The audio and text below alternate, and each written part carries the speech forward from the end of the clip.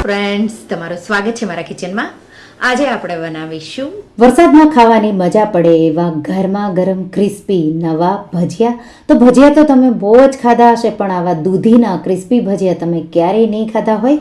માત્ર 10 મિનિટમાં બની જશે અને એમાં તેલ બિલકુલ નહીં રહે એવા બને. ટમાટર કેચઅપ કે લીલી ચટણી સાથે કે ચા સાથે તમે ગરમા ગરમ સર્વ કરી શકશો. જો તમને મારી રેસીપીઓ ગમતી હોય અને હજુ સુધી ચેનલને સબસ્ક્રાઈબ ન કર્યું હોય તો સબસ્ક્રાઈબ કરજો અને બાજુમાં આપેલી ઘંટી દબાવજો, એટલે નવી નવી રેસીપીના નોટિફિકેશન આવે. તો ચાલો બનાવીએ. તો એના માટે મેં અહીંયા 500 ગ્રામ જેટલી દૂધીને ધોઈ અને આપણે દૂધીને આ રીતે એની છાલ ઉતારીને તૈયાર કરી લઈશું. દૂધી આ રીતે તમે છાલ ઉતારી લ્યો એટલે એનો ઉપર અને નીચેનો ભાગ આપણે કટ કરી લઈશું. હવે ખમણીમાં જે સૌથી મોટું ખમણ હોય એનાથી આપણે દૂધીને આ રીતે ખમણી લઈશું. તો મોટું જે ખમણ હોય એનાથી ખમણશો તો લચ્છેદાર એવા તમારા ભજીયા બનશે.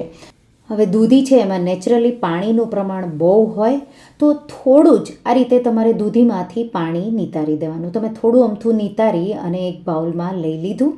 હવે એ જ ખમણ સાથે આપણે એક મીડિયમ બટેટું નાનું લેશું, એને ખમણી લઈશું. જો તમારે ન ઉમેરવું હોય તો સ્કીપ કરી શકો છો. સાથે આપણે 1 ઇંચ આદું લઈ એને પણ ખમણી લઈશું. તો આ રીતે દૂધી, બટેટું અને આદું આ રીતે તમારે ખમણી અને લઈ લેવાનું. હવે આપણે એમાં બીજી બધી સામગ્રીઓ ઉમેરી લઈશું. અડધો કપ જેટલા લીલા ધાણા આ રીતે ખમણીને ઉમેરી દઈશું. તમે અહીંયા પાલકની ભાજી કે મેથીની ભાજી પણ ઉમેરી શકો. મિક્સ કરી દઈશું. અને હવે મસાલા તો 4 લીલા મરચાં આ રીતે સ્લાઇસ કરી ઉમેરીશું. તમે પેસ્ટ પણ ઉમેરી શકો. જો તીખું તમારે બનાવવું હોય તો 2 ટીસ્પૂન ધાણા જીરું પાવડર, 1/4 ટીસ્પૂન જેટલી હિંગ, 1 ટીસ્પૂન જીરું, 1 ટીસ્પૂન લાલ મરચું પાવડર કે તીખાશ તમને જોવે એ રીતે.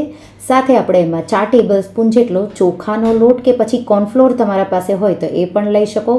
અને 4 થી 5 ટેબલસ્પૂન બેસન ઝીણો ચણાનો લોટ ઉમેરી દઈશું. મીઠું સ્વાદ પ્રમાણે 1 ટીસ્પૂનથી થોડું ઉપર, 1 ટીસ્પૂન અજમો ઉમેરી અને એકદમ સારી રીતે મસળી આ રીતે મિક્સ કરી દઈશું. જેવું તમે મીઠું ઉમેરશો એટલે દૂધીમાં જે નેચરલી પાણીનું પ્રમાણ હોય એ નીકળશે. આ રીતે તમે મિક્સ કરશો એટલે એમાં બેસન અને જે ચોખાનો લોટ છે એનું કોટિંગ આવશે. દૂધીમાં નેચરલી પાણીનું પ્રમાણ ખૂબ જ હોય, એટલે 1/4 કપથી અડધો કપ જેટલો ચોખાનો લોટ અને 1/4 કપથી અડધો કપ સુધી બેસન પણ તમે વધારે ઉમેરી શકો છો. તો મેં અત્યારે 1/4 કપ જેટલું ઉમેર્યું, મિક્સ કર્યું અને પ્રોપર એવું કોટિંગ આમાં આવી ગયું.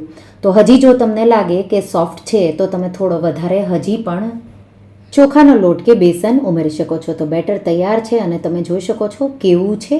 તો તેલ એકવાર ગરમ કરી લેવાનું, પછી ગેસની ફ્લેમ થોડી મીડિયમ હાઈ રાખી ભજીયા આ રીતે જેટલા આવે એટલા અનઇવન શેપના તો આ રીતે તમારે ગરમ તેલમાં ડ્રોપ કરવાના. અને પછી આ રીતે ગોલ્ડન થઈ જાય એટલે તમારે એની સાઈડ ચેન્જ કરી અને બે સાઈડ 2 મિનિટ જેવું તમે ફ્રાય કરશો એટલે ક્રિસ્પી એવા તમારા દૂધીના ભજીયા તૈયાર થઈ જશે.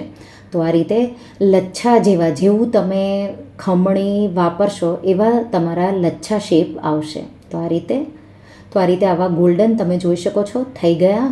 બધા જ ભજીયા આવા ક્રિસ્પી ગોલ્ડન થઈ જાય એટલે આપણે એને કિચન પેપર પર કાઢી લઈશું. અને એ જ રીતે આપણે બીજા બધા ભજીયાને પણ તળી લઈશું. હવે થોડું વેરિએશનમાં તમે બેટરમાં 1 ટેબલસ્પૂન જેટલા સફેદ તલ અને 1 ટેબલસ્પૂન જેટલું ડેસિકેટેડ કોકોનટ ઉમેરી દઈશું. તો આ રીતે આ ભજીયામાં તમે જોઈ શકો છો બેટર છે એ સોફ્ટ થતું જ જશે, એટલે તમારે જેટલું બને એટલું જલ્દીથી જ ભજીયા તળીને તૈયાર કરી લેવાના. તો આ રીતે મિક્સ કરી બીજા મેં થોડા કોકોનટ ફ્લેવર એ બહુ સારો એવો ભજીયામાં આવે છે તો થોડું તમારે ઉમેરવાનું. અને આ રીતે બીજા ભજીયા પણ આપણે ફ્રાય કરી લઈશું. તો આ રીતે બધા ભજીયા મેં ડ્રોપ કરી લીધા. 2 મિનિટ જેવું મેં એક સાઈડથી ફ્રાય કર્યું, પછી આપણે એની સાઈડ ચેન્જ કરી લઈશું. અને એ જ રીતે બીજી સાઈડથી પણ આપણે એને ફ્રાય કરી તૈયાર કરી લઈશું.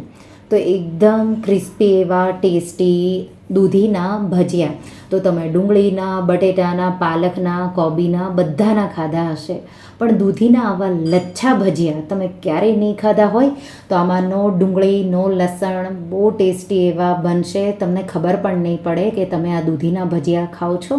તો આ રીતે દૂધીના ભજીયા તમે અલગ અલગ રીતે તો બહુ ટ્રાય કર્યા હશે, તો એકવાર આ રીતે તમે જરૂરથી બનાવજો. એકદમ ક્રિસ્પી એવા અને ખાવામાં ખૂબ જ ટેસ્ટી એવા ફુદીના ધાણાની ચટણી, ટમાટો કેચઅપ કે પછી તમે ચા સાથે પણ એને સર્વ કરી શકો છો.